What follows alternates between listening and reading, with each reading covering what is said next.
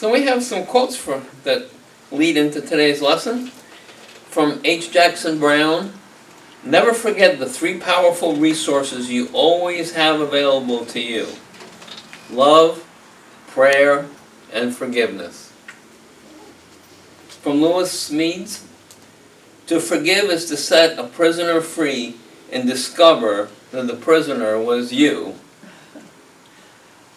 Bryant McGill, there is no love without forgiveness, and there is no forgiveness without love. Robert Brummett, author of Living Originally, to stop condemning the perpetrators does not mean I condone their actions. It simply means I no longer carry condemnation inside of me. I give up my demand that the past be different than what it was. And now Kathleen's lesson, Exploring the True Self, Part 5. Ooh. You know, I started this series based on the book by Robert Brummett called Living Originally. And it's about 10 core practices that we can use to kind of up our game, right? And help us live life more out loud and happier, peaceful, more peaceful, and things like that. And so some of the practices we've already talked about were radical self-awareness and deep self-acceptance. And then we moved into unlimited forgiveness, and we decided that I decided for you, rather, that we should go and do unlimited forgiveness just a little bit deeper this week as well to get started again. And then we'll move into the new core practices after that. Self-awareness has to come first, because if I'm not aware of it, I can't even look at it. And then deep acceptance has to come next, because if I don't accept the way the circumstances are in this moment, I'm not going to be able to successfully take the steps I need to take in order to move past whatever it is that I'm dealing with. So whether I'm dealing with someone who cut me off in traffic, or whether I'm dealing with a deep betrayal, they may seem like 2 totally different things on 2 totally different levels, and yet it's the same technique that I have to use. I have to become aware of it, that I'm angry that that person cut me off. Arlene, she didn't, I'm just teasing. And then I have to accept that this is what happened, and then my next steps, what am I going to do then? Well, you know, she might have been in a hurry. Maybe there was an emergency and I don't know anything about it. She's in the car ahead of me. I don't know what's going on. So maybe I can just, forgive that one. And that usually is easier to forgive than those deeper betrayals, right? Those things that people do that we just have no control over, and yet sometimes our feelings get hurt. And we wonder, what did we do wrong? Or something like that. Now, if you've never had that happen, and it is possible that things have been pretty good and you haven't had anything deep, I'm sure you've had some things come up in your life where you have had to forgive people for being the people that they are, right? Usually, in my case, I will tell you that I usually end up having to forgive people for being exactly who they are. They've acted the same way over and over again, and yet for some reason, I expect them to act differently. Yep, totally. What's up with that, right? If someone has been known to tell me white lies, because that's just what they do, I can stand and I can condemn them and all of that stuff, but what good is that going to do? Because you know what? They don't know I'm thinking about them. It's hurting me more than it's hurting you. And that's what Dimitri was talking about with the quotes, etc., about, getting peace and freedom from it. So let me just move to this first thing. The daily word, we're going to go unlimited forgiveness, and that daily word I chose from January 17th of 2015, as I choose to forgive, I find peace and freedom. So what does that tell us? Oh, it's a choice. So if I haven't felt forgiveness for someone, I sometimes will forget that I'm the one that has to choose it. Have you ever been in a situation where you're kind of stuck and you're thinking, I'm right, I can't forgive this. I'm right. I can still forgive it. Forgiveness does not mean approval. That was one of the readings. It does not mean approval. But I have to accept that a circumstance is the way it appears at that moment. Otherwise, I'm going to be in deep trouble. Because if I try to pretend it's not there, or if I try to add additional meaning onto it, I'm not going to be able to work through this. And the whole point to me, and maybe not to you, but to me, is that I want to live life out loud now. I want to live it with joy and peace, love. But when you see me, I want you to be able to feel that love. I want you to see that joy. I want you to feel that peace coming from me. And in order for me to do that, I have to do this self-work. Awareness, acceptance, forgiveness. Okay? So as I choose to forgive, then I find peace and freedom. The freedom is that person is no longer renting space in my head. That person is no longer running around in my head and I'm thinking about how I'm going to deal with them this way and how I'm going to deal with them that way. It's not there anymore. It's gone. Would you like that to happen? Yeah. Yep. You know? There are some times, I'll get back to you in just a second. That's what I would like to have happen. And yet, sometimes I forget that I'm in charge of these choices. I and only I am in charge of these choices. Peace and freedom. Anybody want that? Sometimes it feels like we're bound, like we're kind of chained up to our past. Some of us in this room have had really traumatic experiences in our lives. Maybe traumatic childhoods, or maybe a traumatic event as an adult, and we're working on that healing process, right? You can feel like you're in chains to that. It can almost feel like it defines who and what you are. I know this because I've gone through it myself personally. If you ever want personal examples, see me after our Sunday service. I can give you tons of them. But I did. I felt bound to them. They were my story and I was never going to release it. I was going to hold on to it. You were going to know about it. You were going to feel sorry for me. All of the above. I have to tell you, it takes a lot of energy to live that way. A lot of energy. And I have found that since working some of these steps and putting these core practices into my life, I get to live a much freer life. It gives me energy to go adopt a cat. That I just did, right?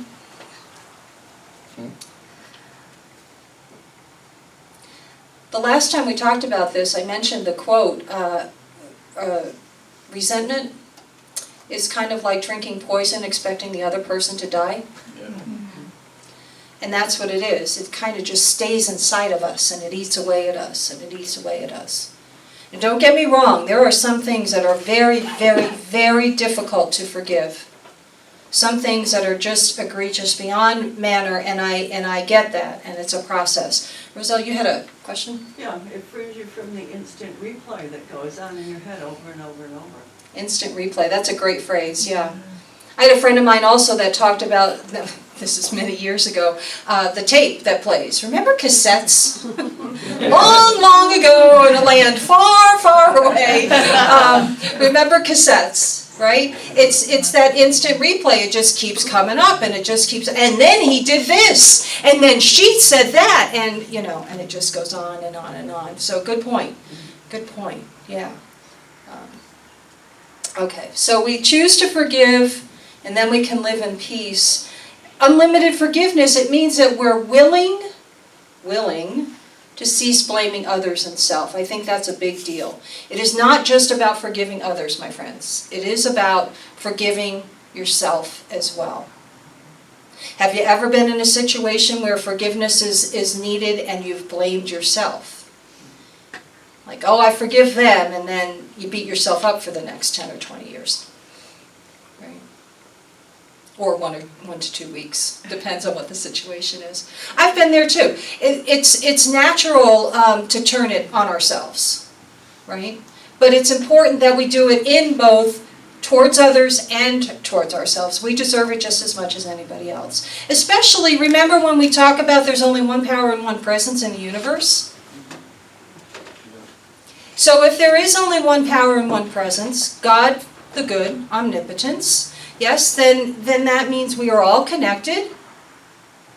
So naturally, forgiveness pertains to us just as much as it pertains to anybody else that we're talking to. Willing. Do not raise your hands, but ask yourself, how willing am I? And if you feel resistance, do not beat yourself up for it. Just understand that you need some more room to become willing.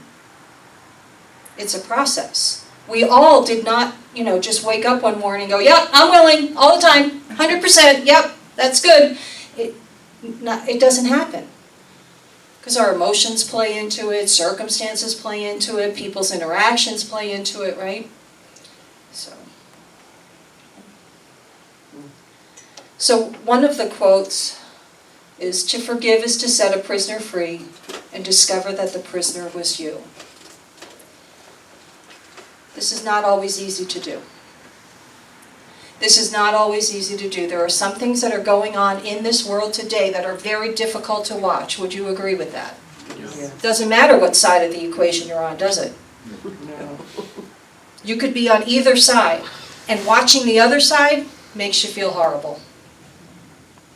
Right? So we are prisoners to it until we remember what I said earlier. We have a choice. And there is a method to working towards it. We can practice this. This is a core practice, which means we do it again and again and again. And sometimes it doesn't look real pretty. Sometimes it doesn't look real graceful. It doesn't have to. It doesn't have to.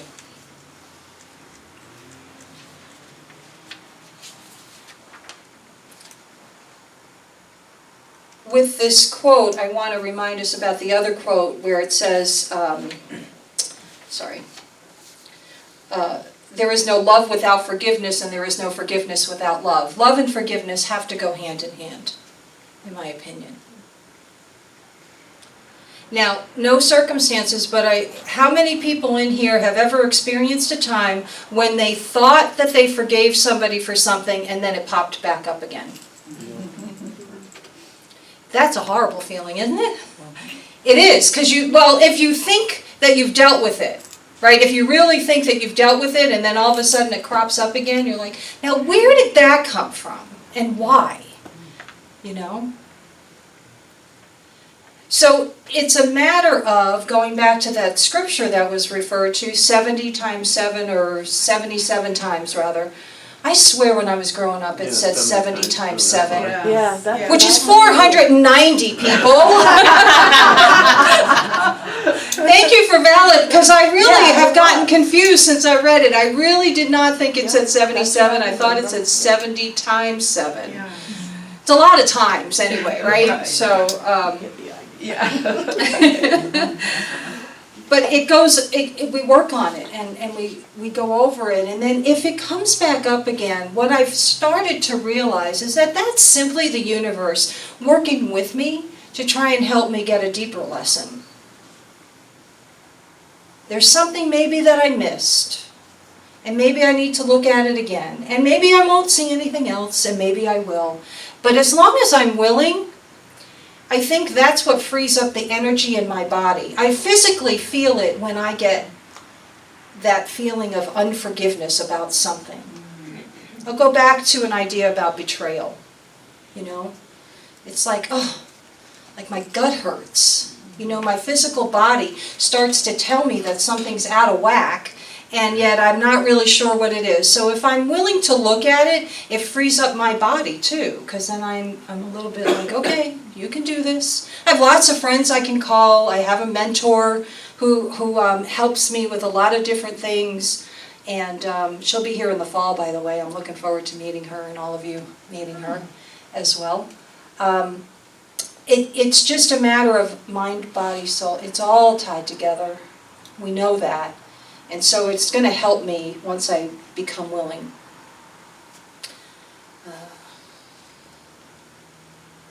The ego can get in the way. The ego can say, but I'm right. This person physically, mentally, emotionally abused me. I'm right. I can use the messages I get from ego, or I can use the messages I get from spirit. Again, that's my choice. And I'm usually pretty good at knowing which one's from ego and which one's from spirit, because the ego is going to be the one that usually insists that it's right. The ego is usually going to be the one that is resistant to doing something different. But again, I encourage you to look at this practice simply because this is something that helps us. And then when it helps us, the whole world sees it. You'd be amazed. The people around you will notice a difference. They'll go, what is wrong with her? Meaning me.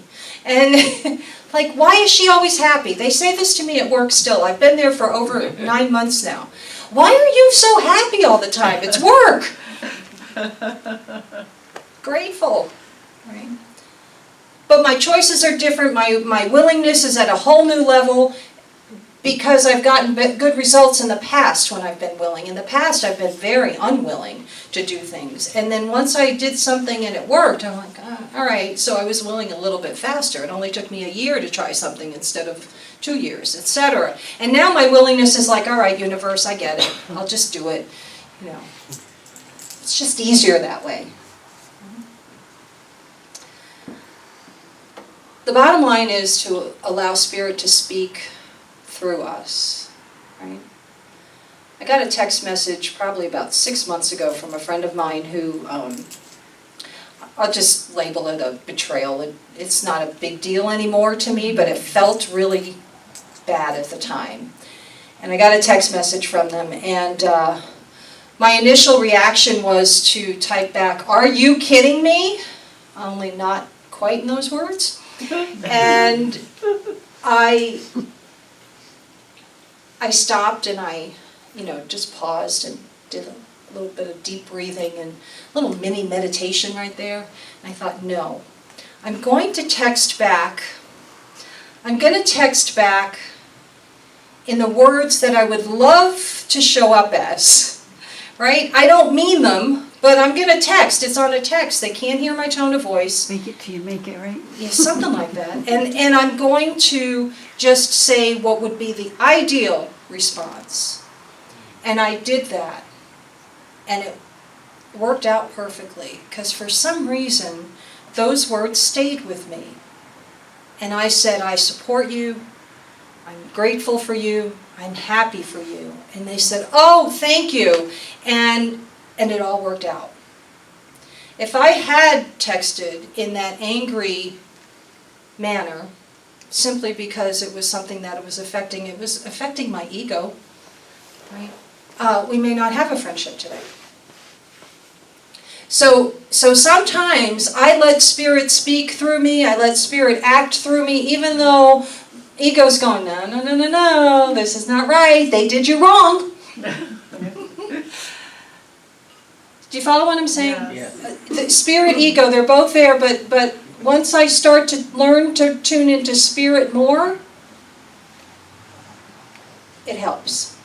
Not perfect, it helps.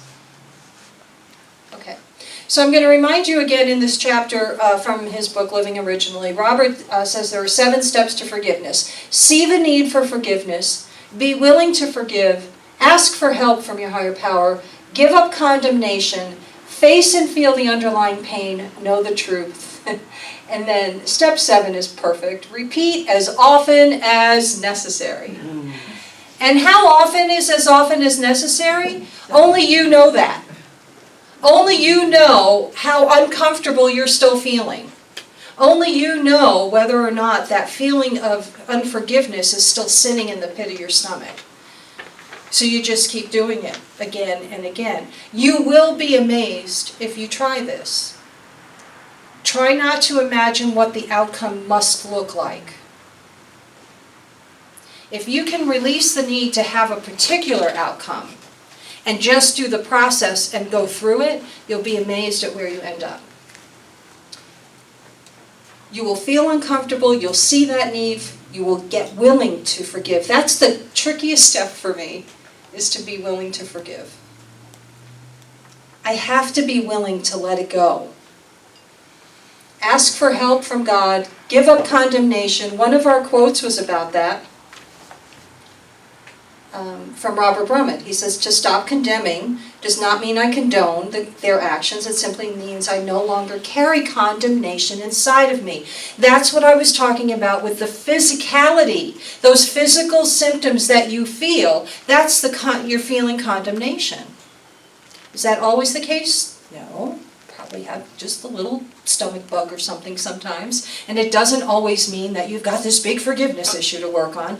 So I'm not saying that either, but it can manifest that way. My stomach usually acts up when I get nervous and I get tense, and when I have a forgiveness issue, that's usually where it manifests, is just upset. Upset. Okay. So my final question to you is, can you see how unforgiveness has limited you? Because if you can see that, then you can start taking some actions. So how willing are we, is the question then, right? Can I see where it's hindered me, where it's held me back? I'm not living from that place of joy where I can, and then am I willing to do something about it, or do I want to stay in this space? And I will tell you right now, it is okay to tell yourself, I want to stay where I'm at right now. When it gets uncomfortable enough, you will do something about it. So, can I see where it's limited me? And am I willing to do something about it? I hope you answer yes, because my answer is a big fat yes. I'm ready to go every time. I keep getting hit with this stuff, and it gets a little easier and a little easier each time. Next week we're going to move into the next core practice. I would tell you what it is, but now I can't remember. I forgot. But it's core practice number 4, and we'll move into that next week. And I'd like to tell you about something. I just had this little brainstorm here before people started coming this morning. On August 18th, I said, yes, August 18th, on that Sunday, we will probably be finishing up this series on this book, or we'll be very close to the end if we haven't finished yet. So what I would like to do on August 18th, following the Sunday service, we'll bring like a little potluck thing, and I'm going to do a workshop on this book, on the 10 core practices. And we can talk a little bit about it, some more one-on-one, at a table where we're all eating, because we're all always much more talkative when we're eating, aren't we? Yeah. And so think about trying to keep that date set aside. I'd love to do a little workshop on this and go from there. And who wrote it? Robert Brummett, Brumet. Brumet. He was one of the Unity Institute teachers. Do we have his book? We have couple copies. Couple copies? Okay. And he was one of the Unity Institute teachers that I had for ministerial school back in year 1. I think he's retired from doing that, but he's doing workshops and things like that. And, he's written some very good books. Another book he wrote is Finding Yourself in Transition, which is an excellent book on change. And because who hasn't gone through change? Come on, right? So, but anyway, that's what we're doing here. If you leave here today with nothing else, is it limiting my joy, and am I willing to do something about it? This unforgiveness. And so it is. Amen. Amen. Let's do a meditation and take some of these ideas into the silence. I invite you to get comfortable in your chair. And just take a couple of deep breaths to get centered.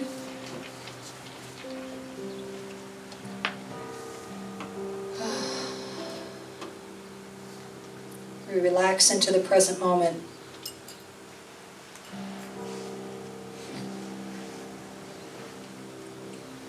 Willing to consider the ideas heard this morning.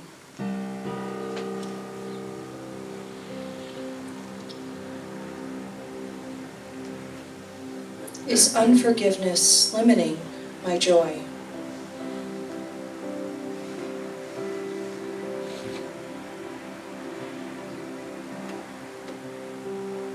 How willing am I to simply try something different?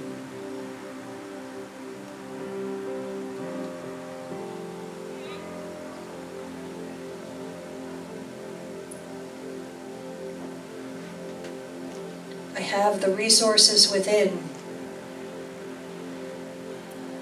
to change.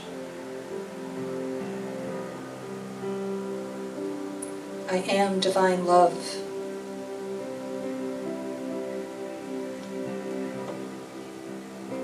I am willing to use prayer and meditation.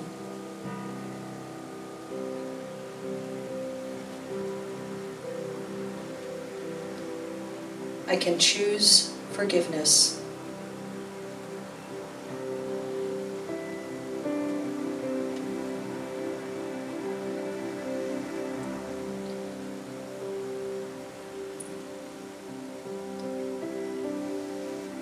I want to be free from the chains that bind me.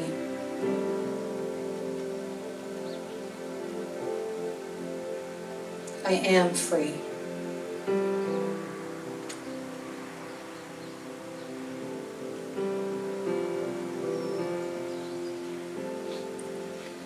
Love and forgiveness go together hand in hand. And I choose them now.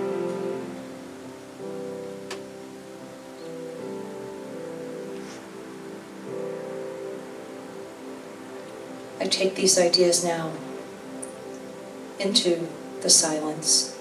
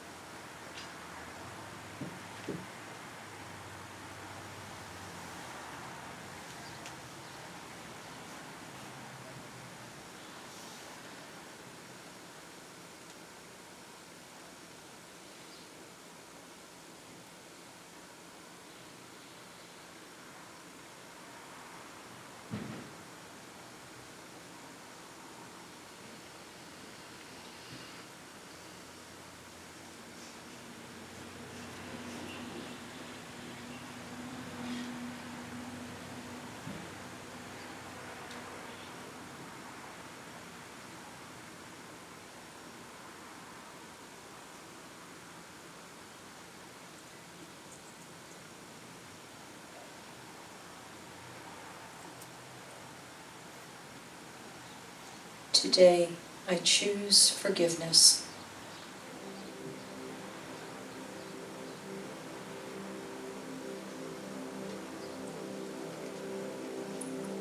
I have set myself free.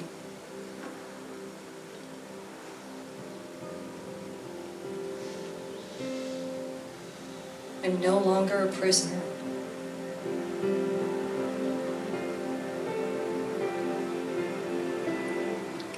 Joy, love, and peace is free to flow through me and out from me.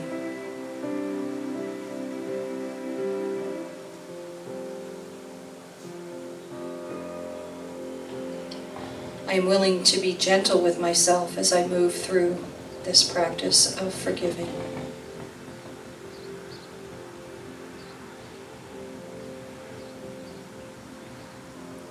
I am no longer chained. I am no longer in bondage. I am free and unlimited.